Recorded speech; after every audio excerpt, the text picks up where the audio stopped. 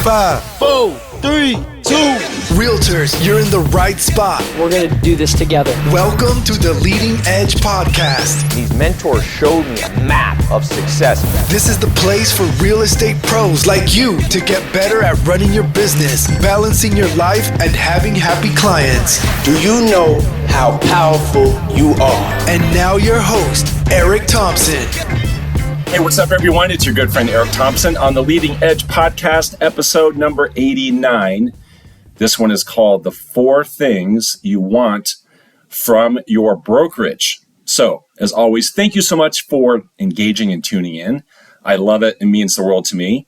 This episode is going to help you in a few different scenarios. Okay, so again, we're going to look at the 4 things that you want from your real estate brokerage. So, this is going to help you if you are looking, all right? So if you are looking around, if you are seeking a new home, this is going to help you to know exactly what to look for and how to test to see if that brokerage does have it.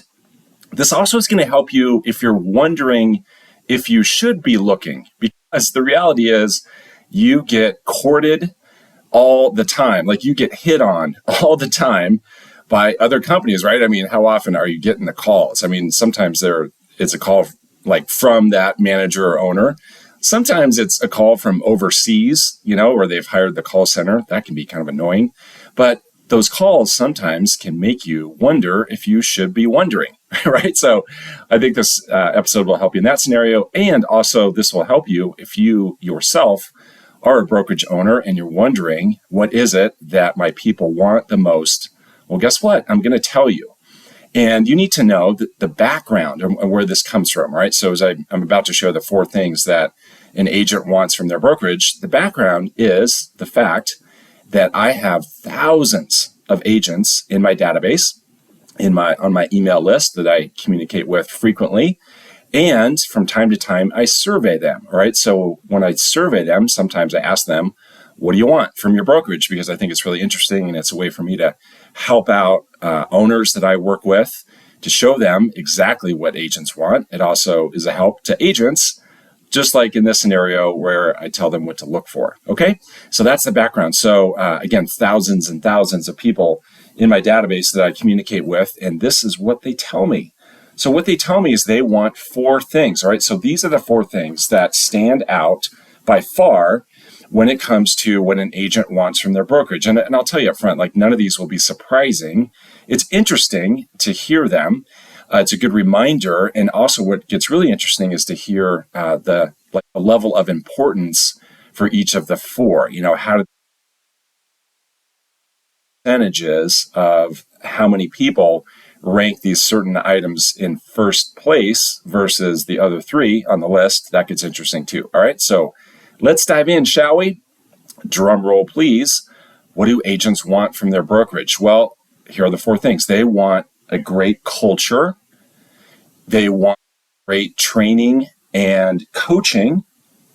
They want terrific systems. And they want great marketing. So are you shocked? Are you surprised? No, not at all. All right, so let's talk about each one of these in a little more detail. Okay, so culture. They want a great culture. So what does that mean specifically to the agent? They want a high energy environment full of people that they can trust. And doesn't that make sense, right? And when you think about like the typical real estate agent and the kind of environment that they want to be in, they want it to be an energetic place, which means high energy, positive. It also means supportive, collaborative. And that trust piece is really important too, right? There's that great book called The Speed of Trust. So when people are put in an environment where they can trust the other people in that place, in that environment, it makes them operate a whole lot better, right? It makes them way more engaged, way more likely to be productive. They're not worried about what's going to happen over their shoulder, right? They're not like waiting for someone to stab them in the back, do something out of integrity, steal a client, do something wrong, right? Or even do something that makes them look bad. When an agent is running around misbehaving, not treating people well, not acting in integrity with their clients, well, that reflects poorly on everyone else in that company, right? So they want, again, a high energy environment full of people that they can trust. That is the first thing on the list. Second thing they want is, again, great training and coaching. that makes them feel prepared and empowered. They want to feel prepared and empowered. They want to feel prepared for any situation, anything that comes up, any objection, any question that the client might have, any scenario that happens in the transaction or before the transaction, anything that happens as they are working to attract new clients, any tricky thing that comes up in the negotiation. They want to feel really prepared for that. And they also want to feel empowered with some knowledge, right? So they want to feel empowered with knowledge specifically about the market, right? So they want to feel super empowered when it comes to the market and their ability to talk about the market, talk about what has happened in the past and why, talk about what's happening now and why, talk about and why, just feel really confident, intelligent when it comes to speaking about the market. So all the ways to make them feel empowered with their clients, so they feel super smart. So they just welcome the question, how's the market? They want to feel that way, right? So that makes sense. They want to feel super empowered. So third is systems. So they want some systems in place in the company that makes their business run very efficient and smooth. All right. So they want things to feel efficient and smooth. They don't want things bogged down and clunky. So that's kind of a combination of people and processes, right? It's the combination of those things, people and processes. So are there user-friendly people in the company, right, that are nice and welcoming and accommodating and happy to help out? And do those people follow really good, straightforward systems that helps their business to run efficiently?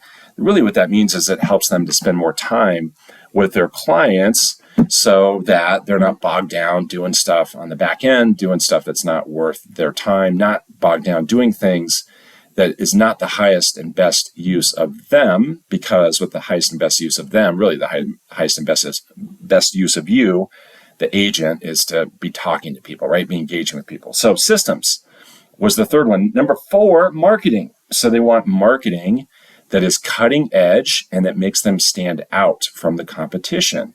So this is a combination of like the marketing assets and also the tools, right? So you can include like the technology tools in this. So the tools that give them like the automated emails that go out every month, or the CRM tools that help them to stay in touch with their clients, and also like the marketing itself, like the beautiful marketing pieces, the brochure, even the sign, the website, all those different platforms, all those different assets that make them look really sharp, really good, really professional. Again, that help them to stand out because God knows our agents are competing, especially in this market in low inventory. They want tools that help them to stand out. All right, so if you're wondering about the order of importance, I just gave you the order. That is the order. So the culture, far and away, and I'll give you the numbers here in a moment, culture far and away is the most important. Second on the list is training and coaching. Third, systems. Fourth, marketing. Now, that's not to say that marketing is not important, but these are the 4 things that rise above all else. And culture is the one that is far and away the most important one. Okay, so let's look at the numbers. When asked, what would rank first on the list of those 4? What's first? Did you know? 59%. So almost 2/3 of all the agents put culture number 1. So that's far and away the top one. Training and coaching is second. 19% of all agents put that first, right? So that's the second most important one. Systems are at 12%.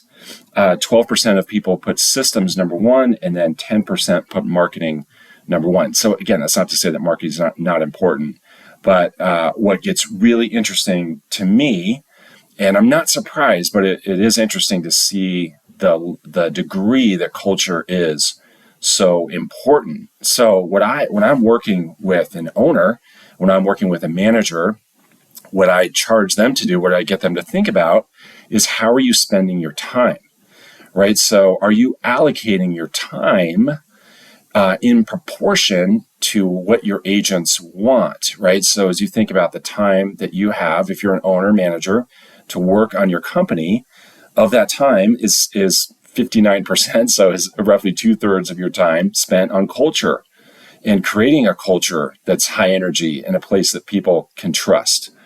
Are you spending 19% of your time on training and coaching? Are you spending 12% of your time developing, refining systems and really getting other people to refine those systems for you, like getting the right people in charge of those systems and letting them figure out the system? And then you're spending 10% of your time really making sure that your people have amazing marketing. So where owners need to spend their time, for the most part, is really taking care of the culture. Take care of the culture. Take care of the people who are already there. Take care of any conflicts that are going on, anything that's awkward. Handle the drama. Don't brush it under the rug. If you have people inside the company that are messing up the culture, that are causing drama, that are not people you can trust, anything like that, well, guess what? You got to do something about it, right? You got to handle that, because your people, your agents, they want a place that they can trust, all right? So that is the deal. So then we get to the question, how do you know? All right, so how do you know if you are someone who's looking for a new company? How do you know if these things are in place? Let's first talk about culture. Culture is kind of the hardest one to know about, in that culture is really hard to test, right? Cultures can be hard to test for in the interview. Okay, so because the owner, the manager, whoever you're talking to is likely to be telling you everything that you would want to hear. And I'm not because they're a misleading person, but because that's just what they're doing, right? They're trying to sell you on the place. So it's hard to really know the truth about the culture. So I'll give you two coaching tips here. If you're looking for a new place, you want to know about culture, the obvious place to look is the other agents. Okay, so you're going to know other people in that company. You're going to have friends there. You're going to have acquaintances there. You will obviously have some professional relationships there. And so you want to ask them. All right, that's the place to go, to ask them about the culture. What is it like? Also, it's likely that you're already going to know about their reputation of the company, etc. But that's the way to test, is talk to the other people and just see how enthusiastic are they about the culture. Like, do they talk about how collaborative it is and how it's a place full of people that you can trust and how high energy it is, and there are things proactively done to work on the culture? Are you hearing that? And then the second thing to look at, this I think you're going to find interesting, is you want to look at the personality of the leader, because the company always takes on the personality of the leader. The office takes on the personality of the manager. The company overall takes on the personality of the leader. So what is the personality of the leadership? That will be the personality of the company, really meaning that's the personality of the culture. So if the company is owned by a person who is arrogant and self-serving, and who's really all about themselves, well, guess what? You're going to have a culture full of people that it's just about themselves, right? It's kind of mercenarial. People are just out for them, and they're not collaborative, not going to work together, can't really trust a place like that. Whereas if it's led by a person who's humble and hardworking, you're going to have a culture full of humble and hardworking people. That's just how it's going to feel inside the company. If you have a company that's led by someone very charismatic and gregarious and outgoing and kind of the life of the party, that's how it's going to feel inside that company ultimately, because that's the kind of people they'll attract. That's just the vibe, that's the mood. So you want to look at the personality of the leader. That will tell you what the personality of the culture is going to be. All right. So again, culture is kind of the hardest one. So you don't want to take it word for word from the person you're interviewing with. You want to talk to other people. And then you want to be just kind of checking out, watching, noticing, listening, getting other people's opinions on the personality of the leader, because the company will take on that personality. All right. So then with the other ones, training, coaching, systems, and marketing, it's very straightforward, but often overlooked, because I have been on the other side of this so frequently. I have interviewed lots of agents. I've talked to people who are considering joining companies that I have run. What they don't do is what I'm about to tell you. So what you need to do is say two words. And you use these two words in the interview as you're sitting down talking to that manager, that owner.